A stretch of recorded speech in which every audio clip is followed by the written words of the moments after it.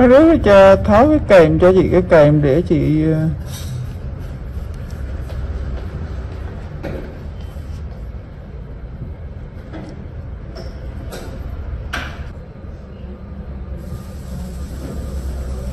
tự nhiên cô nếu bữa đỡ mụn đi qua tặng lục cũng lây mụn dễ sợ không cô? Dạ không.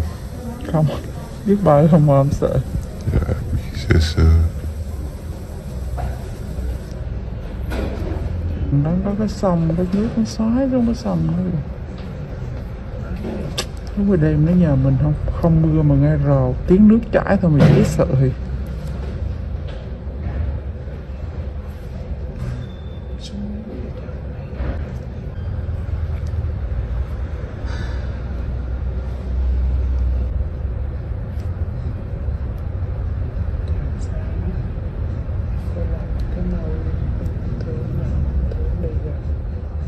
Thương yêu hết ai để ta làm.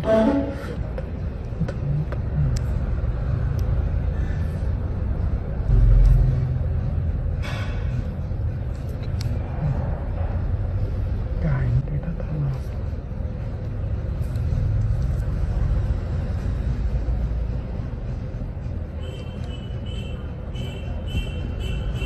Tí rồi mau về gì quá làm tí rồi. Tới bên đây còn còn đau.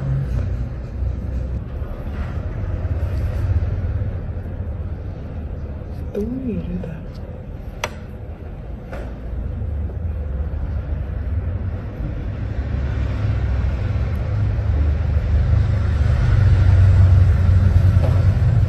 Tức là điện thoại, cái gì đó. Thôi để tao làm. Cháu làm thấy gì tao hết luôn. Lao mà măng.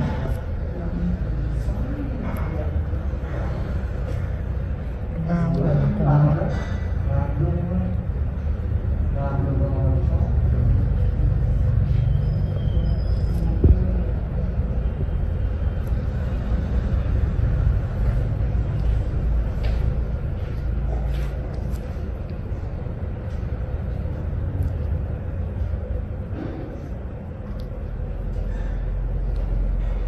cách làm gì đó Hiền?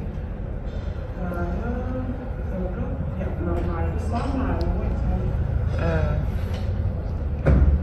chắc là bà của chị á, bà của chị đó.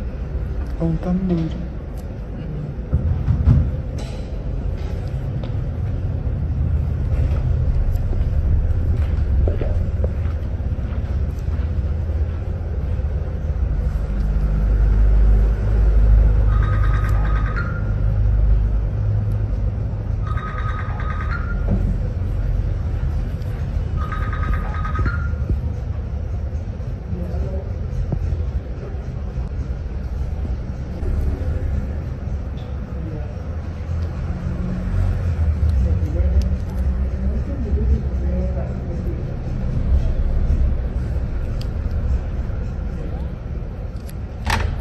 À rồi kia.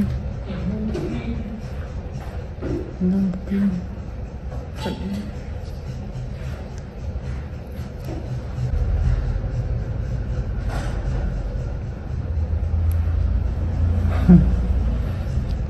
Cái hũ hắn còn mà cạo mà.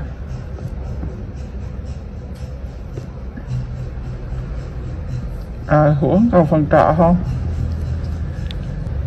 Mình đi sợ hết rồi chứ gì.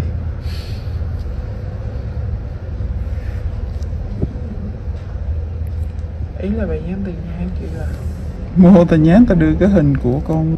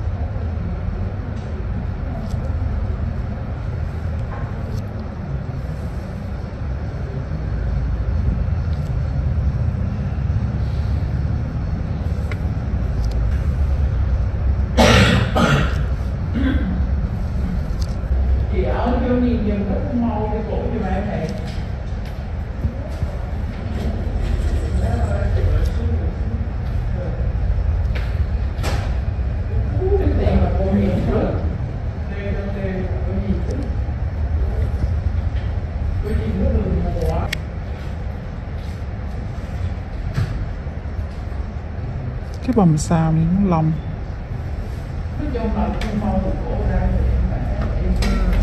Cái cây bầm sao này nó lông. Bên dài hơn được trước. bên sao ổng lông dễ sợ.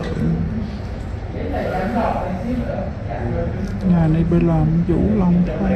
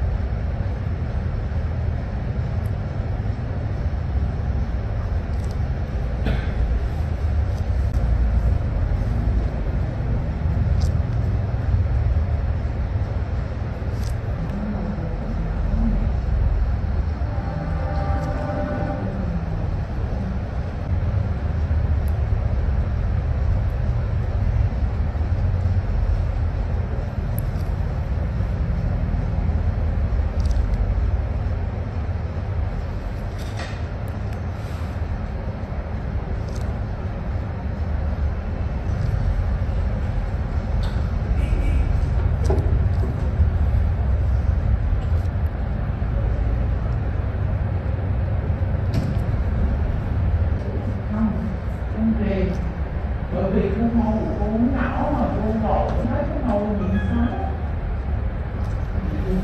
cái con làm là đi, với lại con vậy màu gì là gì cả.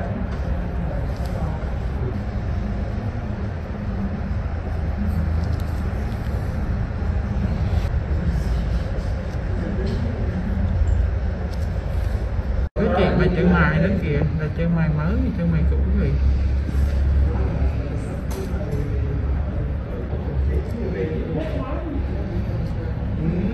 Nhớ tỉnh thôi đi hiện cái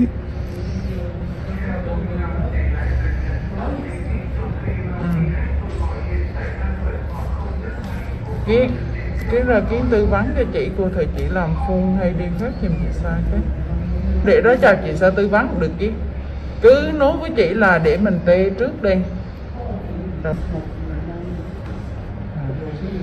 cứ cho chị không.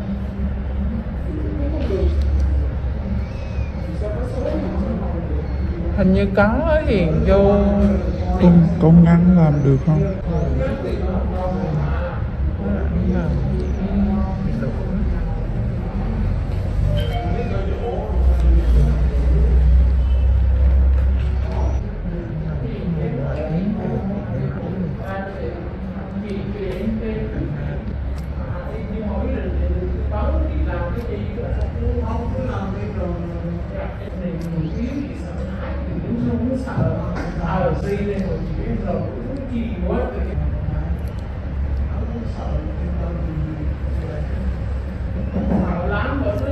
Chị của chờ còn biểu mà đi xăm mấy xăm đồ ra chị mấy hướng dẫn mà dân các bạn đi hay là những này đúng không? Ngủ cái gì đó đúng đi em người đấy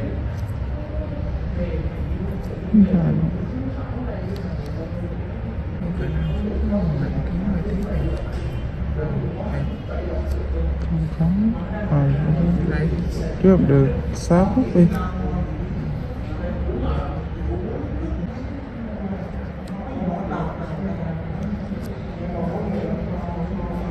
em lấy xong hay là em xong? Dạ em xong. Em xong rồi em xong.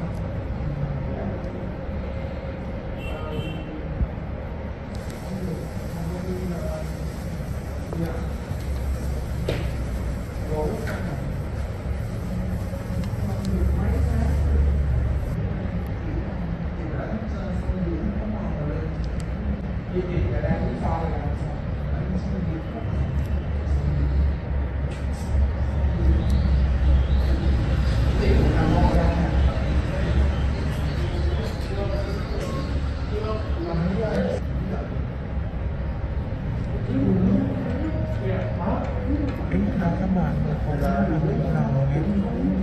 Đờm không?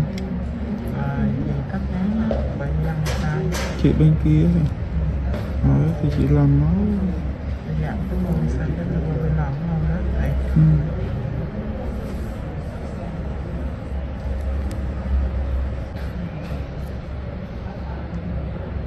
Ra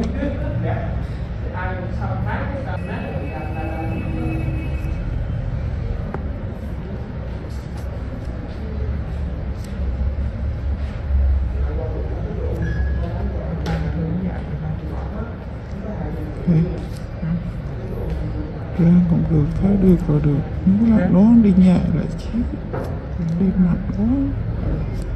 Chị gỡ ông mà dẫn tay cái bao rồi biết bao đâu mà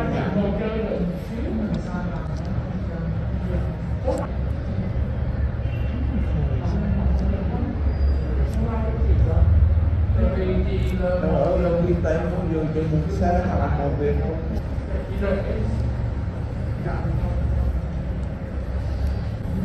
Cái đó là mình phải đi tay nhà xong kịp gỡ ra bãi trước.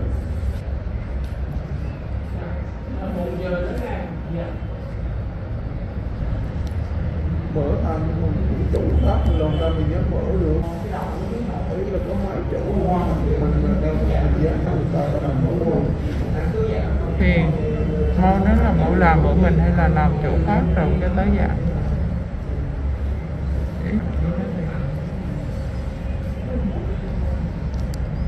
Thôi để đó.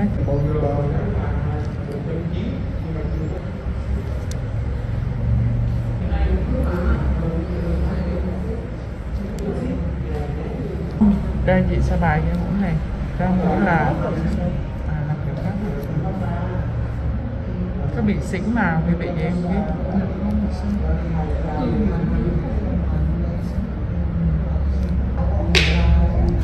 Cái thùng rác gì xa quá.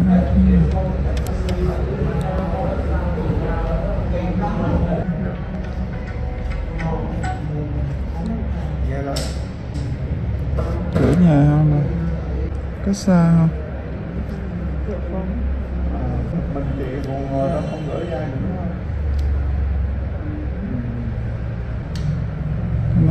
Hồi nãy bên kia bao nhiêu rồi bé? Xa quá rồi.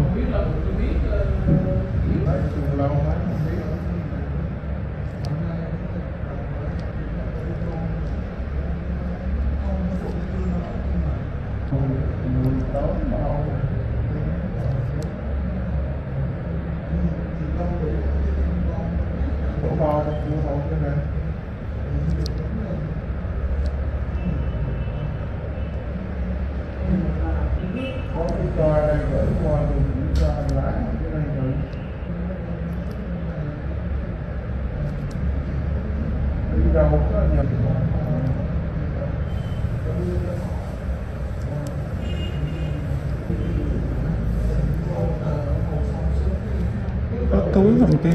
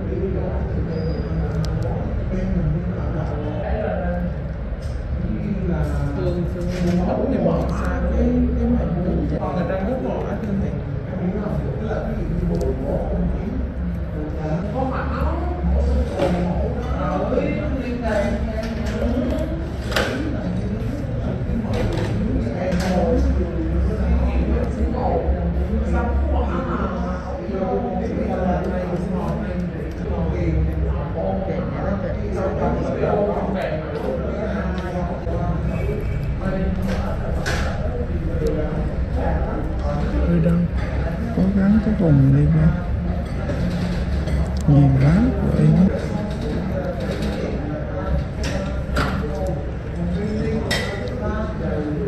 BBC Motor Reviews channel. Honda Valkyrie F6C, 1996 to 2005, review.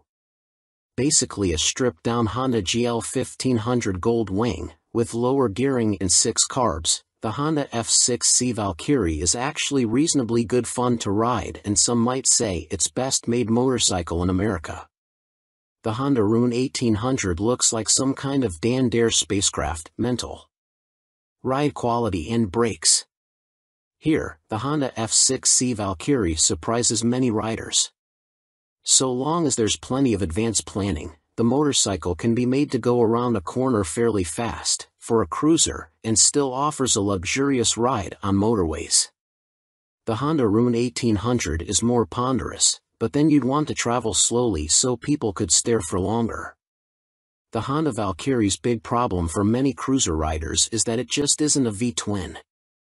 Instead, a burbling flat 6 Honda GL 1500 Gold Wing motor seems to sanitized for most, too damn quiet.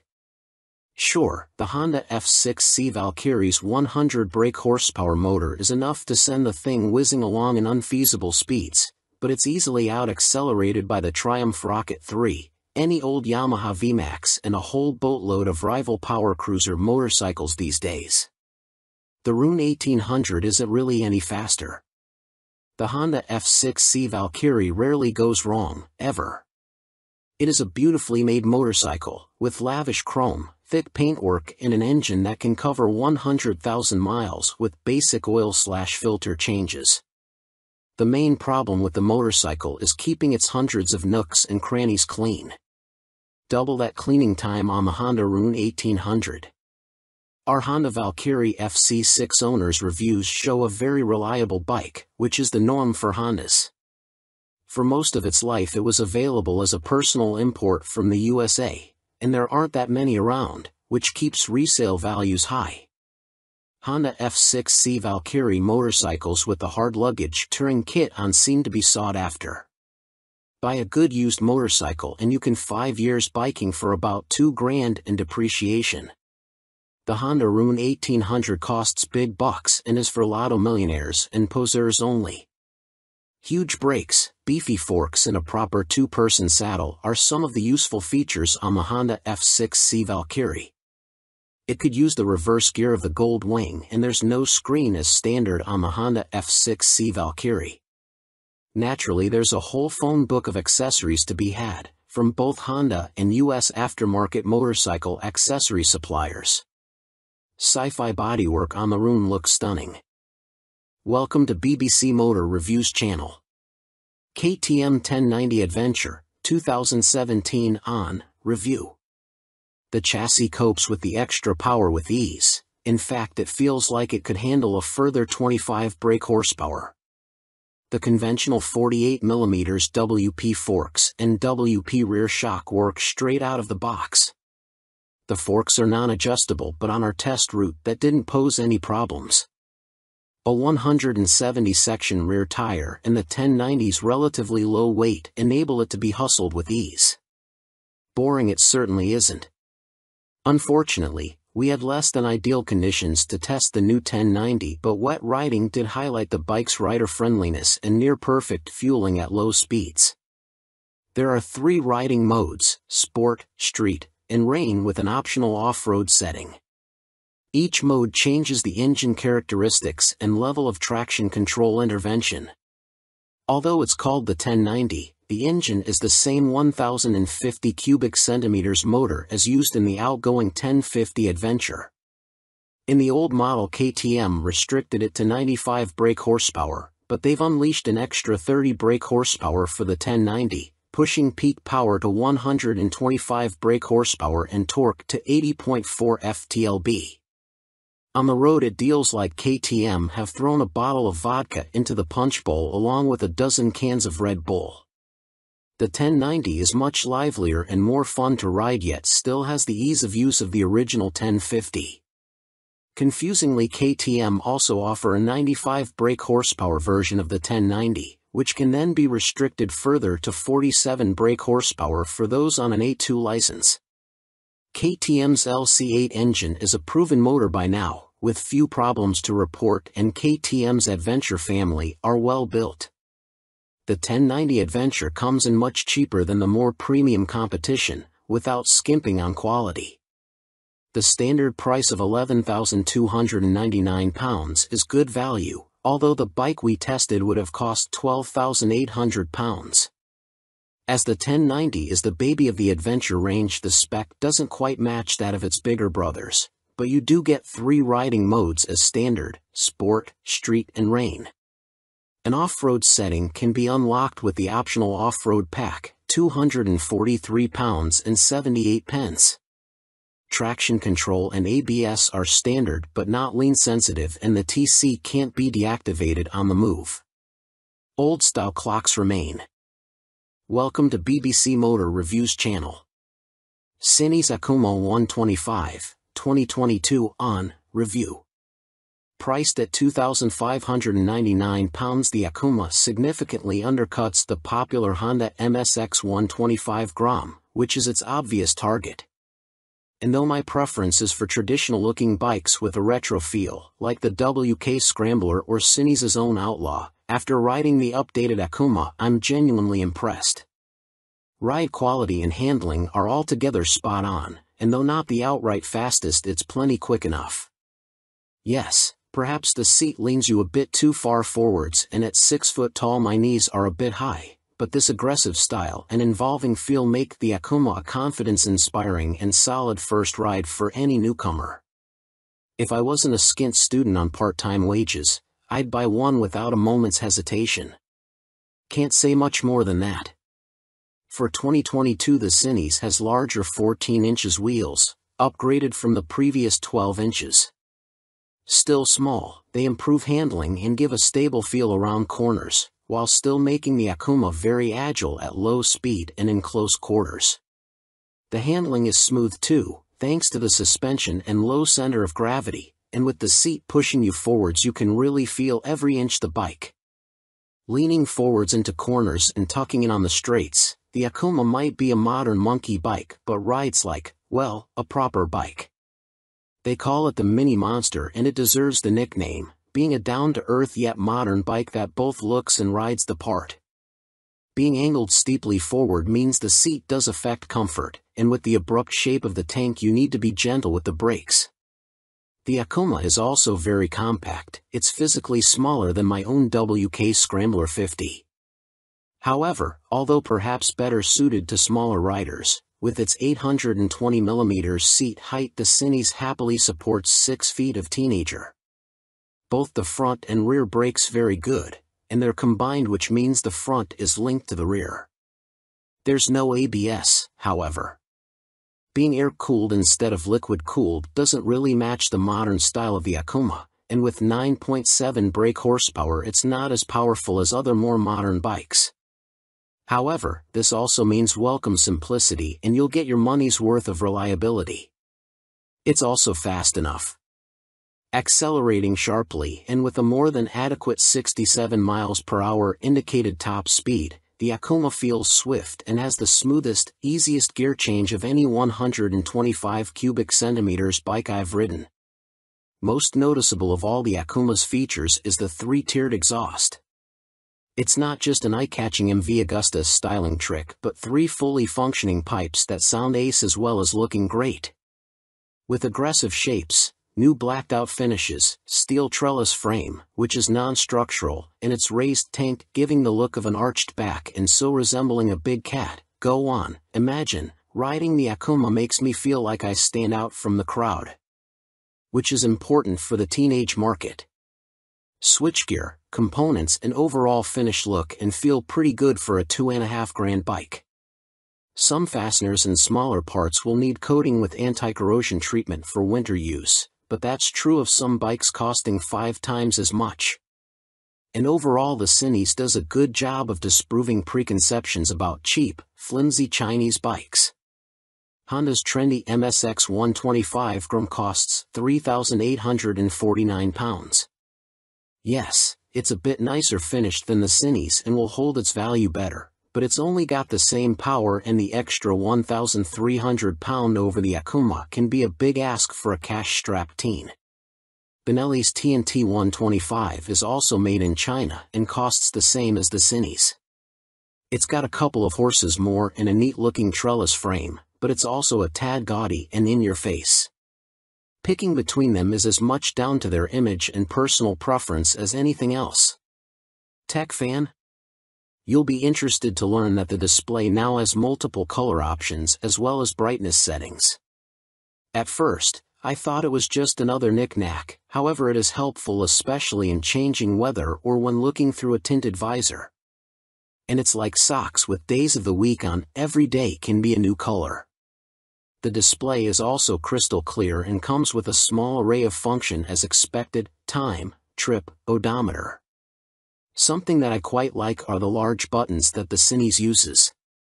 None of this tapping the wrong control malarkey, just big simple buttons, easy as you like.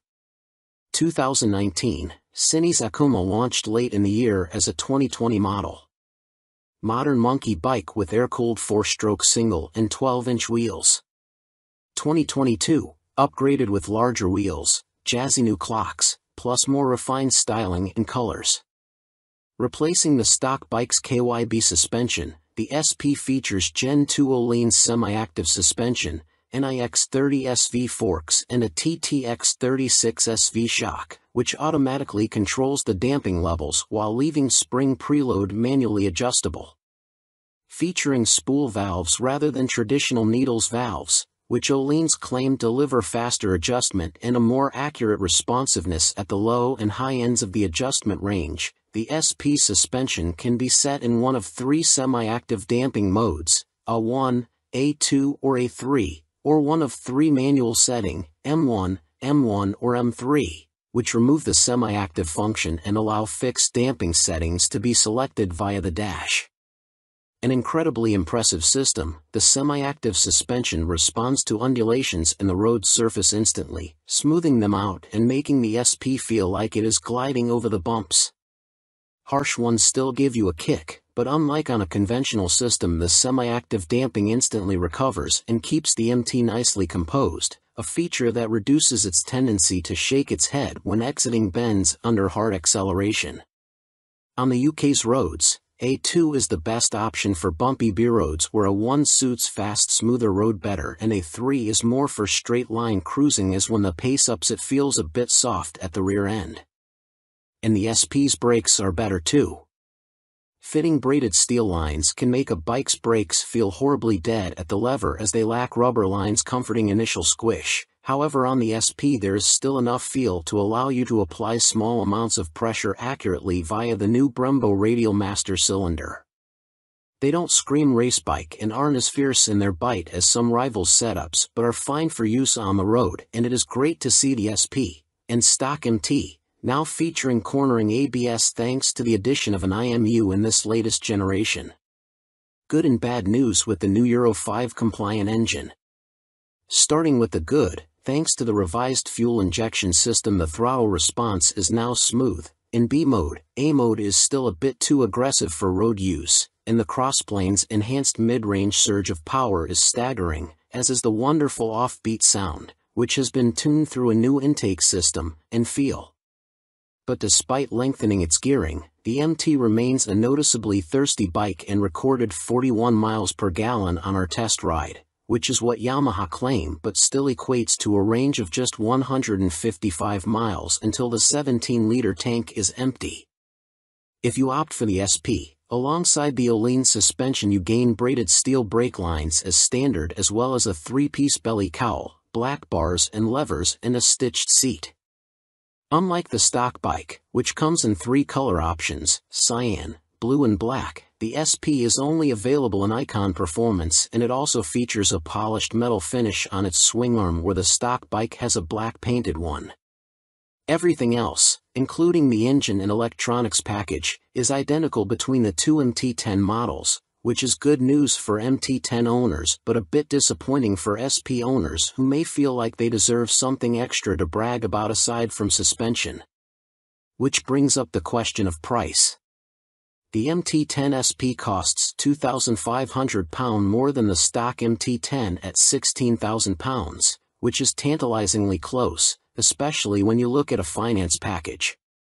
On a PCP deal after a £3,000 area deposit, you are looking at paying about £35 a month more for the SP when compared to the stock bike. That's about the price of a takeaway meal for two every month, which seems a small sacrifice to gain that all-important Öhlins bling. In terms of running costs, both the SP and stock MT10 have the same poor fuel economy and cost roughly the same to insure and service, so that's not a factor in ownership, and the SP should hold its residual value a bit better. How does it stack up against its rivals? Very well. The SP is £16,000, where a Ducati Street Fighter V4 is £19,551, or £21,651 in S-guise with semi-active suspension. The Aprilia Tuono V4 factory is £16,900, the KTM Super Duke EVO £17,899, Triumph Speed Triple 1200 RS £15,500, which lacks semi-active suspension, and the Kawasaki ZH2 SE £19,079. Sharing the same tech package as the stock MT, the SP is no less impressive when it comes to its safety assists. Thanks to a 6-axis IMU, you get cornering ABS and TC, as well as slide control and anti-wheelie that sit alongside an up/down shifter, engine braking control, cruise control, and variable power modes, all of which are controlled via the new 4.2-inch color TFT dash, which lacks connectivity. While the electronics perform faultlessly, and the quickshifter is excellent, it is tricky to see which of the various acronyms you are selecting should you wish to tweak their. Welcome to BBC Motor Reviews channel. Triumph Rocket 3, 2020 on review. Suspension, steering and stopping are all worlds ahead of the previous Rocket 3, and as a result it now feels like a laughably large but comprehensively capable motorcycle, rather than a cartoon cruiser caricature. Related, 2020 Triumph Rocket 3 TFC news on MCN. First impressions might be dominated by the Rocket's vast proportions and the curiosity factor of cramming a motor larger than a typical family car between two wheels, but after a day spent studying the quality details, experiencing the meticulously managed power and appreciating the enormous improvements in refinement, you walk away feeling thoroughly impressed. The new Rocket 3 is exciting, eye-catching, attention-grabbing and pulse-raising, yet avoids straying into feeling frivolous, ridiculous, or pointless. Forget the previous Triumph Rocket 3's cumbersome bulk, heavy-handed handling, basic running gear and Romanesque name badge. The new Rocket 3's chassis is totally different. A cast aluminium spine frame replaces the old twin steel tubes, helping contribute to an incredible 40 kilograms saving over the previous bike, while steering geometry is sharper and the wheelbase is shorter.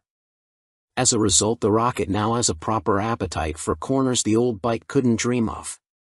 Turn-in is easy, holding a line mid-corner needs little inside bar pressure, and flick-flacking from full lean left to right, and still ending up where you intended, is absurdly accurate for a bike with a fueled weight north of 320 kilograms.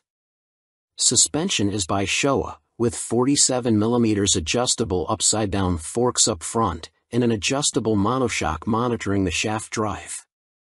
No electronic adjustment though, the clickers are all manual. The front's set pretty firm, meaning you can haul hard on the flagship Brembo Stylema front brakes. Even the rear brake is a 4-pot radially mounted caliper, to generate huge stopping force without the bike trying to tie itself in knots. Ride quality is generally good, though the short travel shock, just 107mm, has to work hard and can feel bouncy. Drive hard and you can clearly feel the rear end of the bike jack up though, a result of the torque reaction from the shaft drive being unchecked by any kind of parallelogram setup. The Rocket 3 comes in two flavors, Roadster R and Touring GT, with the main difference being riding position. The R has a higher seat, mid-set foot pegs and narrower bars, giving a more aggressive Street Fighter stance, while the GT's lower seat, feet-forward controls and wider, higher bars give a relaxed, cruiser feel. Everything is transferable between the bikes, meaning you can create whatever kind of muscle power touring cruiser you like. Into the bin goes the Rocket 3's 2,294 cubic centimeters triple, replaced by this all-new, gruntier, smoother, cleaner, stronger and smaller 2,458 cubic centimeters engine. Huge 110.2 mm pistons eclipse the old 101.6 mm items, while stroke is significantly reduced, down from 94.3 to 85.9 mm, allowing Triumph to make a shorter motor. Peak torque is identical to the previous Rocket 3 Roadster, at 163 lb-ft, but the new motor holds onto that grunt for longer as revs climb. Where the previous Rocket's torque curve fell away sharply above 2,500 RPM, the new motor has a much fatter, flatter delivery. As a result, headline power is up to 165 brake horsepower. But as ludicrous as that might sound, the reality is that it's immensely easy to use. All that prodigious power is carefully controlled by the ride-by-wire throttle and predictive, lean-sensitive traction control, while output is restricted in lower gears and top speed is electronically limited to 138 miles per hour. It's a beast, but one of those big, fluffy, gentle, cuddly chaps from a Disney film. The colossal torque spread means you can ride it however you like. Plunk it in one gear and dip into the immense grunt from 2,500 to 5,500 RPM if you're feeling lazy, or chase the 7,000 RPM redline and work the new sweet-shifting 6-speed gearbox for maximum thrills. There's even an optional two-way quickshifter in Triumph's accessory catalog, if you like changing clutchlessly. It's a completely new machine from nose to tail, so only time and miles will deliver a verdict on reliability. Service intervals are set at a car like 10,000 miles, suggesting the motor is in a fairly mild state of tune and Triumph have confidence in it. Looking over the bike in the metal, everything appears high quality, as you'd expect for 20,000 pounds. The exhaust headers are a particular highlight, the welds look neat, while the hydroformed curves are apparently a huge pain to produce. Everything seems tucked away neatly, there are no vulgar cables or hoses dangling about anywhere, and wiring runs inside the handlebars. Details like the Monza-style petrol, coolant and oil filler caps are pleasing, while the clever flip-out pillion pegs are a neat design. Our Triumph Rocket 3 owners' reviews show there have been some issues for some buyers, in particular corrosion, electrical and mechanical problems. Seemingly the rear brake can often stop working, for example, and needs attention from a dealer. Have a good read through before going for a test ride. Clearly it's not a cheap bike, though an ultra-capacity extreme muscle cruiser never was going to be. The Rocket 3R is 19,500 pounds on the road, that includes almost all the gadgets, apart from the two-way quickshifter and the heated grips. The GT version, which includes the heated grips, a fly screen and a pillion backrest, is 20,200 pounds. Both are roughly on a par with Ducati's Diavel 1260S, 20,041 pounds. A Harley-Davidson Fat Bob 114 starts at 15,825 pounds, but doesn't have a fraction of the Triumph's tech, torque, pose or poise. If you want to go properly left field, a Moto Guzzi MGX21 is 19,999 pounds. Running costs probably won't be any kinder on the wallet. Triumph claimed the motor returns 41 miles per gallon, but our test ride suggests it's closer to 35 miles per gallon. That 240 section, 16-inch rear tire isn't cheap either.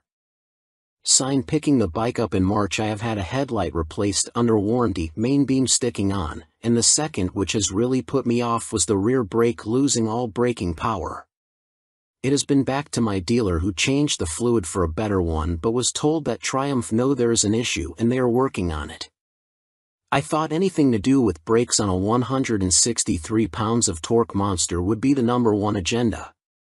First service only. The fuel economy is not bad so far, 43 to 45 miles per gallon. That is with occasional spirited riding thrown in. 2 stars is because after 6 months I was offered 13,500 pounds from the dealer to buy it back. Even WBAB offered considerably more, so not much faith in the brand and will likely be going back to BMW. Equipment. The Brembo brakes are top-notch. The stopping power and feel is superb, the ride comfort is less so. I am a big old guy and no matter how I try to adjust the rear suspension the ride is harsh on anything but smooth tarmac. The roads in Herefordshire where I live are amongst the worst in the UK and backache sets in after about 2 hours. I have purchased an Airhawk DS seat pad which has transformed the comfort but it's still not all day comfy like my old Rocket. The tank is so wide you have to ride legs apart which at motorway speeds the wind blast makes your hips ache trying to keep tucked in. In the end I made and fitted a pair of Perspex front fork air deflectors to solve the discomfort. I didn't go for the quick shifter or the navigation package as for me they don't offer much in the way of the overall riding experience. The TFT display is good but on some settings it is too fussy and hard to read. I opt for the screen that shows speed, revs, gear selection and fuel status. That's enough for me. There are a few niggles with this bike that could be better. The original screen doesn't give much wind protection and the rear hugger design is total crap. In the rain you get covered in road crud halfway up your back. I bought an aftermarket hugger which left some wiring exposed so I ended up fitting this over the top of the original hugger, problem solved. I purchased the accessory panniers and rear rack to give the bike some touring capability. These panniers are okay but are quite small and are not as rigid as I would have liked. The optional rear rack is stated as only good for 3 kilograms which means fitting my fully loaded Kuryakyn Grand Tour bag on the rear may be more than it can withstand. Guess I will soon find out as there is little room on the pillion seat. One of the best design features on this bike are the fold-away pillion foot pegs and the folding pannier mounts. If anyone is thinking about buying this bike for some serious touring then you will need a few aftermarket bits to iron out its touring limitations. Welcome to BBC Motor Reviews channel. Yamaha Fazer 600, 1998 to 2004, Review and Used Buying Guide. Related, Easy Fit Kit turns Yamaha Fazer 600 into retro race rep. In fact, since Yamaha stopped the FZS 600 Fazer's production in 2003, it has taken them until the launch of the Tracer 700 to replicate the Fazer's magic formula. However, in 1999 the Yamaha Fazer 600 was the best-selling bike in its class, and by 2002 the firm had sold over 83,000 units. There's a reason the Yamaha Fazer has such a strong following. As soon as its wheels start to turn you are right at home. It is ease personified and most of this warm feeling comes from the wonderful motor. With the Fazer, Yamaha got the basics right and that's what makes it such a great bike. The tank range is long, the seat comfortable, the fairing effective, the brake sharp and the motor strong in the mid-range and extremely reliable. The suspension may be a bit baggy, but if that's the Yamaha Fazer's only real fault 22 years after it was launched then that's not bad going. Useful Yamaha Fazer 600 specialists include www.foc-u.co.uk and yamahaclub.com. Read on for our full used buying guide. Ride quality and brakes. Launch impressions. When you push the Yamaha Fazer 600 to the limit, which is easy with those blue dot or 1 brakes up front, it dives a little bit and loads up the front end. It waggles a bit, but the handling is generally confidence-inspiring and if you take it steady you could ride to Budapest on a Yamaha FZS 600 Fazer and feel no severe aches or pains. Yamaha Fazer 600, what does it ride like now? With limited suspension adjustment, post-2000 models have variable damping in their forks. The Yamaha Fazer is a bit wobbly in the corners and the Sumitomo calipers shared with the R1 quickly overwhelm the forks when you brake hard. But where on some bikes this is an annoyance, on the Fazer it makes you giggle and adds to the amusement factor. There's just under 100 brake horsepower in the Yamaha FZS 600 Fazer's detuned Thundercat 600 cubic centimeters, 4-cylinder engine and that's plenty for backroad fun, as well as motorway commuting if needs be. The Yamaha FCS 600 Phaser delivers its power in a wide spread, and the 6-speed gearbox is there if you feel like playing tag with sports bikes. Yamaha Phaser 600. What's the drivetrain like now? The inline-4 is beautifully smooth and has that lovely mid-range pull you get with an old long-stroke unit. It's not revvy or buzzy like the FC6's engine, it's just silky smooth and full of drive. The gearbox may be showing its age, the linkage is notoriously sloppy when worn, but it clunks into gear with a reassuringly solid feel, and the bike is more than happy to break the national speed limit when asked. The Yamaha Phaser is a fairly well-made motorcycle, and except for the black painted downpipes rotting away, or the brake calipers seizing up, the Yamaha Phaser doesn't suffer big problems. It can rack up very high miles with regular servicing. Apart from its thirst for fuel, it would make a great dispatcher's motorcycle. Yamaha Phaser 600 reliability. We've got a whopping 52 Yamaha Phaser 600 owners reviews on the site, and the bike scores 4.6 stars out of 5 overall, with the same score for build quality and reliability. This is an incredibly high score, meaning it's safe to say you can depend on the Phaser 600.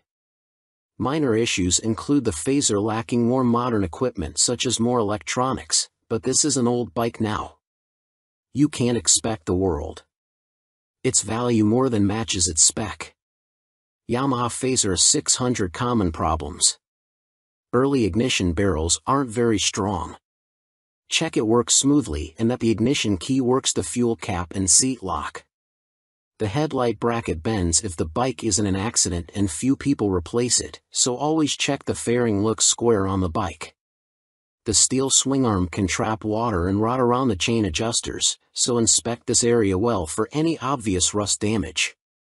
The Phaser has a 110/70 front tire, and as a result tire choice is limited.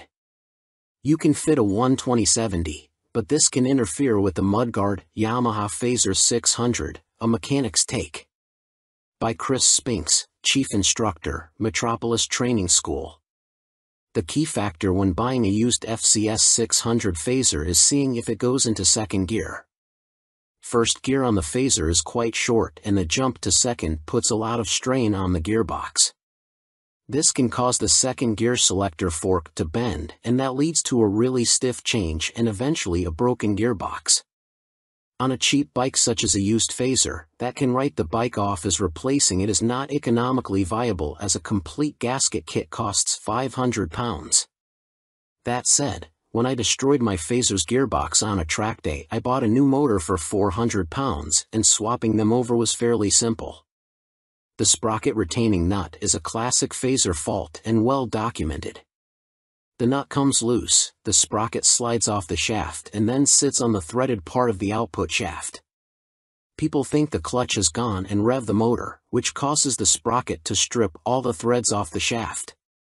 You can slide the sprocket back on and spot weld it in place, but you need to be careful not to overheat the seals. As long as you fit the nut correctly using the locking washer, you should be fine, although Yamaha did release a deeper threaded nut and this sorts the issue. The lights on the Phaser are poor, but on the 1998 9 model the bulb vibrates and creates a white powder that fills up the lenses. This is impossible to remove and makes the light even worse.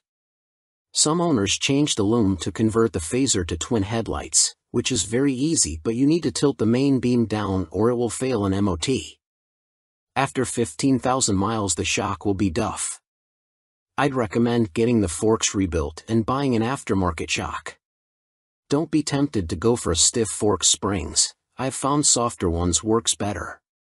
When it comes to the finish, the paint likes to flake off from the engine's fins, so don't jet wash the engine, and check the downpipes. The motor is totally bulletproof, but the cam chain tensioner can need changing and it is a nightmare to get to. At the end of the day, a well-looked-after Phaser is a brilliant buy and totally reliable. At the training school we would see them cover over 65,000 trouble-free miles with only oil changes. Extrema Makeover, Aprilia put the RS660 on a diet for a limited edition focused model.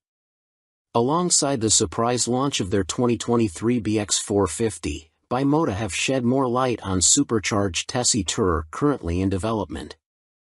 Now officially called the Terra, we first caught glimpse of the bike as a basic design sketch at the 2021 EICMA show, with a spokesperson for the Rimini firm later confirming to MCN that it would be powered by the 4-cylinder motor found in Kawasaki's Ninja H2SX range.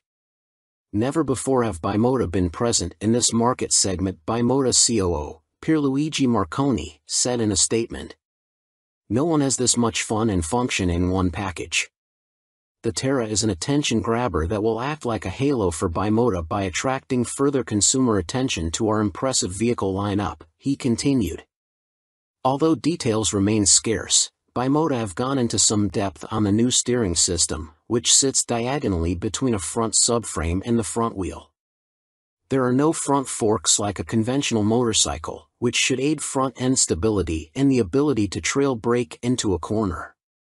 This is because braking forces are kept away from the front suspension, leaving it free to deal with bumps in the road. These systems can reduce front-end feel though. Until now, Tessies were only made for the sports segment, Marconi told MCN at EICMA 2021, we'd like to put the Tessie name to adventurers, tourers, and bikes like that. Our philosophy is to have 2 lines of bikes, he added. One is the Tessie line and one is for more traditional models. We like to follow the 2 concepts, because although a Tessie chassis has a lot of advantages, for some riders it is still too much of a novelty. Alongside the funny front end, Bimota have also confirmed that the Terra will receive semi-active suspension developed in partnership with Marzocchi. The ride height can also be adjusted either manually or electronically by 30 mm. Also expect to find 5-spoke forged alloy wheels too, which should help to keep unsprung mass down. It went from first sketch to full-size model in few months using computer-aided design, Marconi continued. You ride some bikes because you have to, but you ride these Bimota because you want to. Terra will appeal to enthusiasts of all ages because the design draws you in, and the performance keeps you there. Superior performance. Brough Step Up Aston Martin partnership with more powerful AMB 001 Pro. Luxury boutique brand Brough Superior have once again teamed up with supercar experts Aston Martin to create yet another outrageous, limited-run track day machine. The AMB 001 Pro made its debut at the EICMA trade show in Milan and follows in the footsteps of the first-generation €98,000 AMB 001. Which entered the public consciousness back in autumn 2019 and has since sold out. The standard track-only 001 features a turbocharged 997 cubic centimeters liquid-cooled V-twin engine that sits as a stressed member in the chassis. The 175 kilograms, dry, Pro uses a CNC machine version of this unit as a stressed member with a claimed 25% increase in power to 221.9 brake horsepower. There's also carbon fiber bodywork said to be inspired by Aston Martin's 1,000 brake horsepower Cosworth-built 6.5-liter V12 Valkyrie AMR Pro hypercar. The success of its predecessor, coupled with the incredible Aston Martin Valkyrie AMR Pro, inspired us to get together again to create a new superbike, one that we know will excite our customers, Brough Superior CEO Thierry Henriette said. We are particularly proud of the new engine type, with a crankcase fully machined from solid billet aluminium, which is a unique feature for a production motorcycle. With the marked increase in power, this takes AMB 001 Pro into the hyperbike sector. Machined from AL 5000 solid billet aluminium alloy, the uprated motor also gets a new cylinder design, with wet cylinder liners for greater cooling, which should help with the longevity over prolonged hard use. Limited to 88 units in total, the Pro will not be homologated for the road and will be built by hand at the Brough factory in Toulouse, France. Orders are now being taken, with the first deliveries expected in the final quarter of 2023. The bike shown at EICMA was a prototype. It's a beautifully simple formula. Form plus technology equals performance, Marek Reichman, Executive Vice President and Chief Creative Officer of Aston Martin, said. We've achieved this fluidity again with BRAF Superior for those who desire a track superbike like none other. The rider is part of this moving sculpture and will literally feel as though they are part of the track when laying atop the AMB 001 Pro. But it's not all about engine performance. A quick glance at the side profile of the Pro reveals more extreme bodywork, with a more pronounced tail, winglets, and a rear carbon disc wheel design. There's still next to no front wind protection though, which could be unpleasant at speed and take away from the riding experience. Gone is the underslung exhaust exit from the standard 0012, with a single pipe on the right side of the bike protruding above the fat 200 section rear tire and shark-like aero wing. In a nod to Aston Martin's racing success, the 001 Pro features a striking jade green livery, with a blacked-out motor and suspension. This suspension system comes in the form of a front double wishbone setup adjustable for preload and rebound, plus a rebound and preload adjustable monoshock. Naked Ambition, CF Moto unveil NKC22 concept. CF Moto weren't short of new bikes to show us at the EICMA trade show in Milan, including this naked roadster concept called the NKC22. The bike uses an 800 cubic centimeters parallel twin engine, presumably the same KTM 790 lump used in KFMoto's 800 metric tons models, but wrapped in a lightweight, sporty chassis.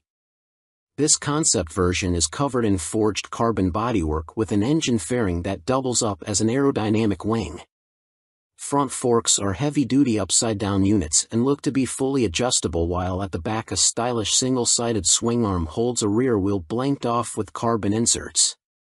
CF Moto reside at the economical end of the motorcycle market, and so even this concept version gets J.1 brakes rather than the full Brembos used on last year's track-focused SRC21 concept.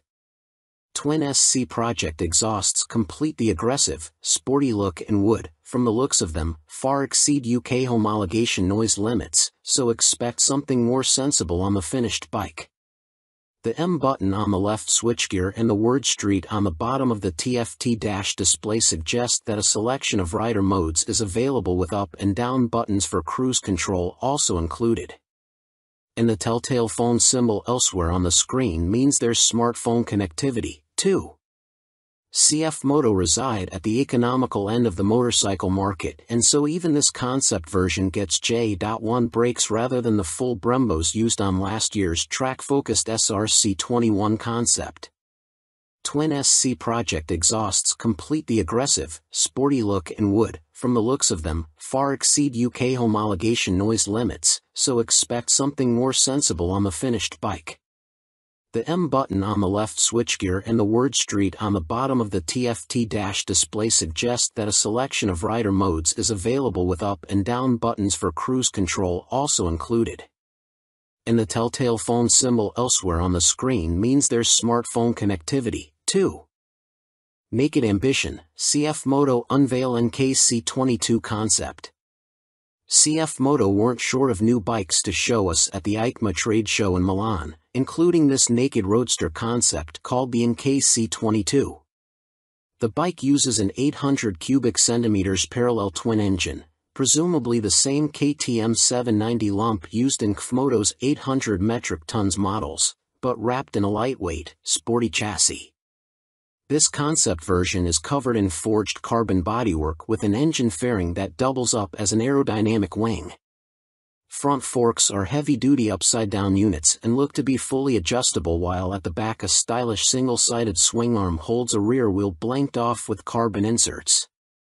CF Moto reside at the economical end of the motorcycle market, and so even this concept version gets J.1 brakes rather than the full Brembos used on last year's track-focused SRC21 concept. Twin SC Project exhausts complete the aggressive, sporty look and would, from the looks of them, far exceed UK homologation noise limits, so expect something more sensible on the finished bike. The M button on the left switchgear and the word Street on the bottom of the TFT dash display suggest that a selection of rider modes is available with up and down buttons for cruise control also included.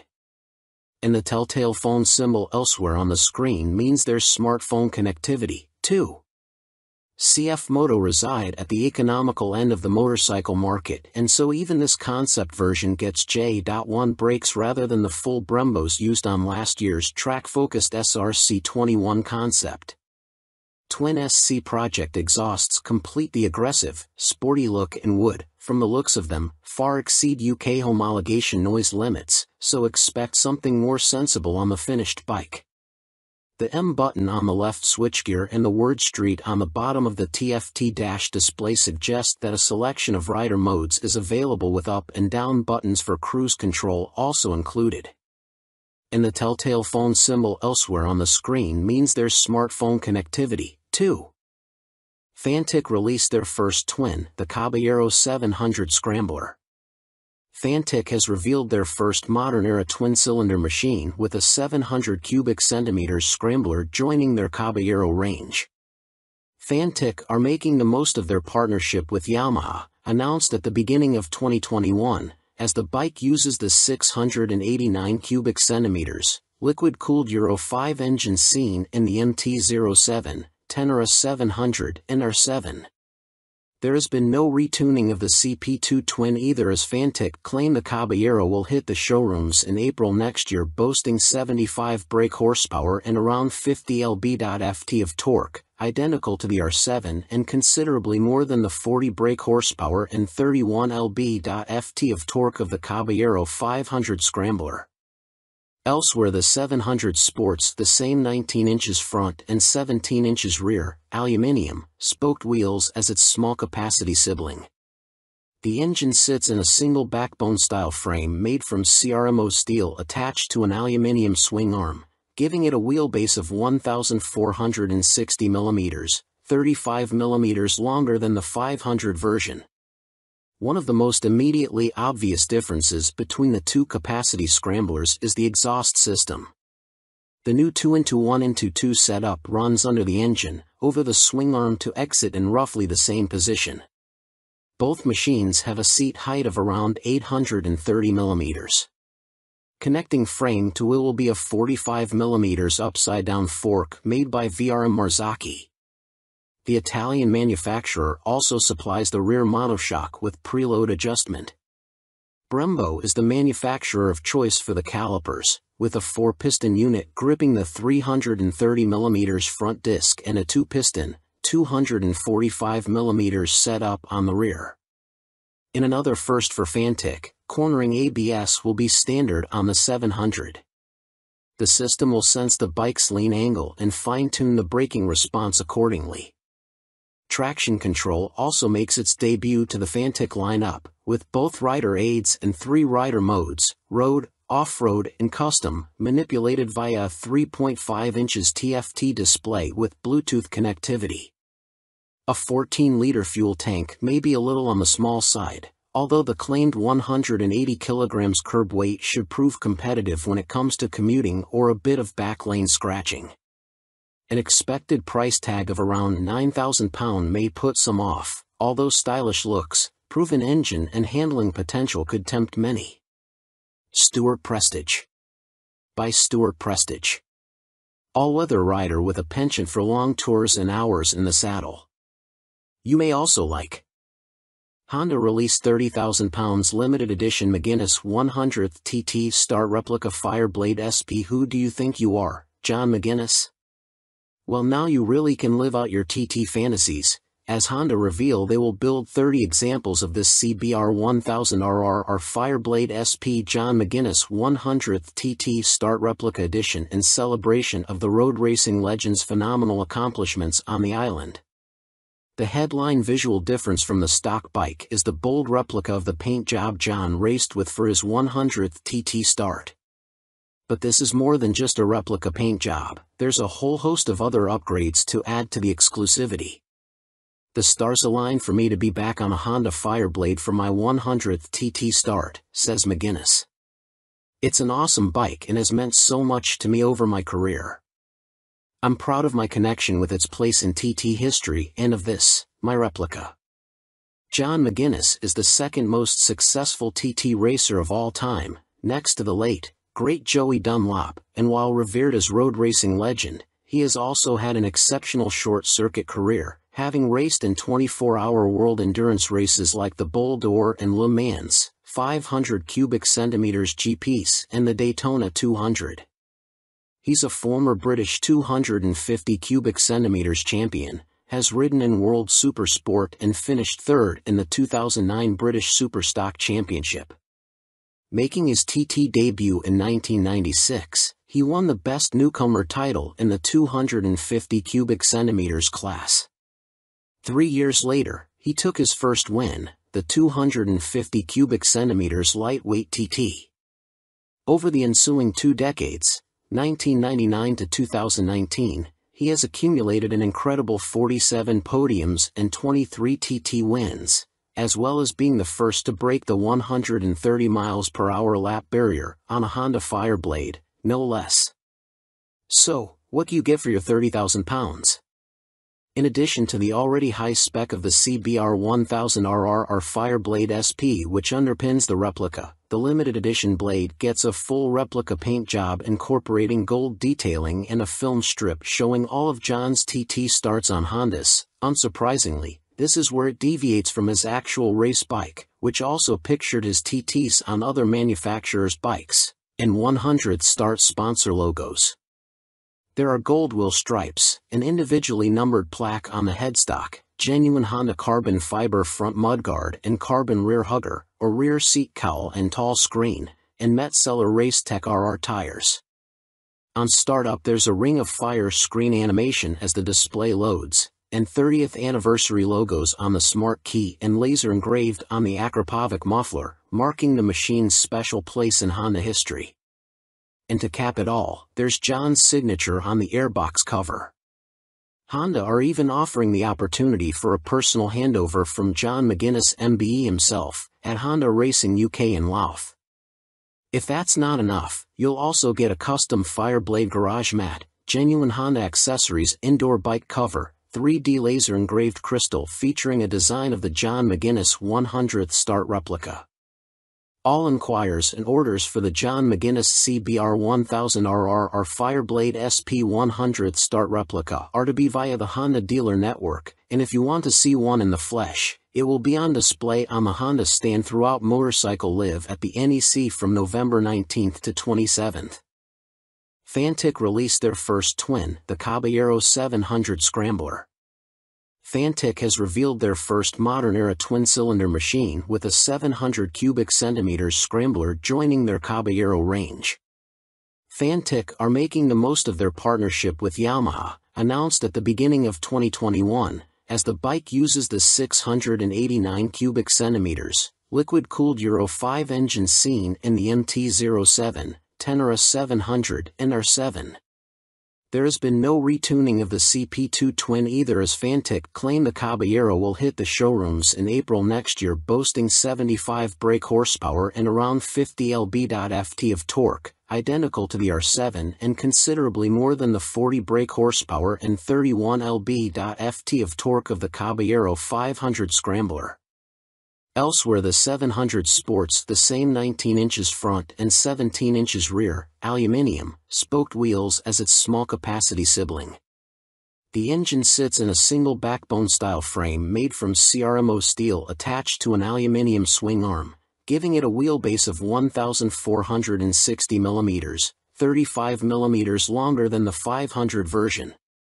One of the most immediately obvious differences between the two capacity scramblers is the exhaust system. The new 2-into-1-into-2 setup runs under the engine, over the swing arm to exit in roughly the same position. Both machines have a seat height of around 830 mm. Connecting frame to wheel will be a 45 mm upside-down fork made by VRM Marzocchi. The Italian manufacturer also supplies the rear monoshock with preload adjustment. Brembo is the manufacturer of choice for the calipers, with a 4-piston unit gripping the 330 mm front disc and a 2-piston, 245 mm setup on the rear. In another first for Fantic, cornering ABS will be standard on the 700. The system will sense the bike's lean angle and fine-tune the braking response accordingly. Traction control also makes its debut to the Fantic lineup, with both rider aids and 3 rider modes, road, off-road and custom, manipulated via a 3.5 inches TFT display with Bluetooth connectivity. A 14-liter fuel tank may be a little on the small side, although the claimed 180 kilograms curb weight should prove competitive when it comes to commuting or a bit of backlane scratching. An expected price tag of around £9,000 may put some off, although stylish looks, proven engine and handling potential could tempt many. Stewart Prestige. By Stewart Prestige. All-weather rider with a penchant for long tours and hours in the saddle. You may also like 70s Superbike Stunner, MV Agusta Super Veloce 1000 Serie Oro. MV Agusta may not have been directly participating in the EICMA show in Milan last week, but it didn't stop them stealing the headlines with this stunning Super Veloce Serie Oro. The carbon-clad superbike uses the Brute Ale 1000RR as a base, meaning the same 998 cubic centimeters inline-4 producing a claimed 209.1 brake horsepower with a race kit installed. Inside this motor, you'll find a countershaft that rotates at twice the speed of the primary drive shaft with the aim of reducing vibrations and promoting faster cornering. You also get the same frame and single-sided swing arm, but now clad in carbon fiber bodywork inspired by MV's 1972 500 GP Racer. Sitting alongside the smaller, 3-cylinder Super Veloce 800, the Serie Oro is planned to hit dealers in the middle of next year at a price of approximately £50,000. In total, 40 elements of the bike are finished in carbon fiber, including a set of winglets that MV claim produce 39.2 kilograms of downforce at 199 miles per hour. You also get carbon fiber disc brake covers, which attempt to pay tribute to the drum brakes of old whilst also cooling the calipers, essential on a bike capable of such high speeds. MV Agusta also claim the design allows air to flow around the brakes towards the coolant and oil radiators for better temperature control. There are air vents along the carbon fairings, too. Despite the superbike credentials, the Serie Oro has deliberately been made more comfortable and less extreme than traditional circuit stars, and it features electronically adjustable Öhlins NIX forks for a high-quality ride. They are matched to an Öhlins TTX rear shock, which bolts directly to the swing arm. As you'd expect for a bike of this caliber, stopping power comes from premium Brembo Stylema monoblock calipers, which bite onto chunky front 320mm discs. You also get 5-spoke forged aluminium rims, and 4 under-seat exhausts, just unlike the company's landmark F4. In addition, there's a suite of lean-sensitive electronics, plus a 5.5 inches TFT color dash to control them, with the added option of mobile connectivity. Dan Sutherland. By Dan Sutherland. News editor, sports bike nut, and racing fan. You may also like Vmoto range grows. Super Soco owners launch 3 new urban models at EICMA 2022. Electric scooter manufacturer Vmoto, parent company of Super Soco, have had a busy year, releasing 3 new models at EICMA, including the 125 cubic centimeters comparable e-bike, the Vmoto Soco Stash. The release of the production model comes just a year after the unveiling of the prototype, with the bike so named due to its multifunctional storage compartment, housed in the fuel tank, large enough for a full-face helmet or other accessories. At its heart is an electric motor producing an average 8 kilowatts with a peak of 15 kilowatts. This propels the Vmoto Stash to a top speed of 75 miles per hour when the boost is deployed. 68 miles per hour is on tap without the boost. A 72V removable battery provides the juice and can be charged using a fast charger and a conventional 3-pin plug in 3.5 hours. Charging without the fast charger will take between 5 and 6 hours. No range specifications have been released, but expect it to have the same 30-mile capacity of the Super Soco TS Street Hunter, which has the same top speed capability. A newly designed swing arm pivots off a solid, lightweight frame, driving a 17-inch rear wheel. A 17-incher is also fitted on the front, and ABS disc braking is standard. A relatively tall seat height of 830 mm awaits the rider, and the Stash has a curb weight of 143 kilograms. The company also unveiled their first dirt bike-style machine, which weighs in at just 84 kilograms. The machine comes in two models, the Vmoto On-R, which comes with road tires, or the OFFR, which is equipped with knoblet tires. The On-R/OFFR can be set up in either L1 configuration, comparable to a 50 cubic centimeters machine, or L3, which mimics a 125 cubic centimeters. In the L3 iteration, the bike can reach speeds topping 50 miles per hour, while the L1 configuration limits the top end to just under 30 miles per hour. Vmoto claim a range of up to 90 miles with recharge times taking 2 hours for the L1 configuration and 3 hours for the speedier L3. A die-cast aluminium frame cradles the 8 kilowatts motor, producing a claimed 190 feet per pound of instant torque. A swing arm with a single rear damper secures the belt-driven, rear-spoked wheel. No retail price has been provided. The Vmoto Soco F01 scooter is, technically speaking, not a new bike, as it was available as part of a commercial fleet, but now will be available to the general public, the company also announced at EICMA. The urban commuter will, like the On/OFFR models, will be available as an L1 or L3 configuration. A 2 kilowatts or 4 kilowatts, L1 and L3, motor will get the rider up to a maximum speed of 27 miles per hour for the L1 and 45 miles per hour for the L3 model. Vmoto claim a range of between 50 and 60 miles dependent upon the setup and riding style. The charging time of the removable battery is 3.5 hours with a fast charger using a domestic 3-pin plug, or 6 hours without the fast charger. Coming in at 110 kilograms with a seat height of 855 mm, the F01 should prove a popular choice for city transportation. The F01 will be available in white, light or dark blue, red and black.